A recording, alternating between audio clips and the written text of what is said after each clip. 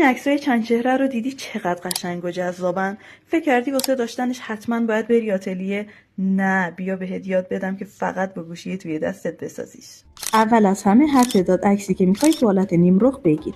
حالا وارد برنامه پیکسارتت رو از قسمت مثبت از بخش پالت رنگ یه صفحه مشکی رنگ رو اضافه کن و بیار داخل برنامه.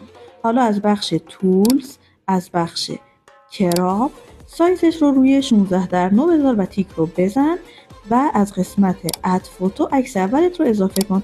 حالا با فیلتر شکن روشن از گزینه ریموو بک‌گراند از پس زمینه جداش کن و جاگذاریش کن. یه بار دیگه از قسمت اد فوتو عکس دومت رو اضافه کن، از بک‌گراند جداش کن و جاگذاریش کن. و حالا عکس سومت رو اضافه کن، از پس زمینه جداش کن و جاگذاریش کن.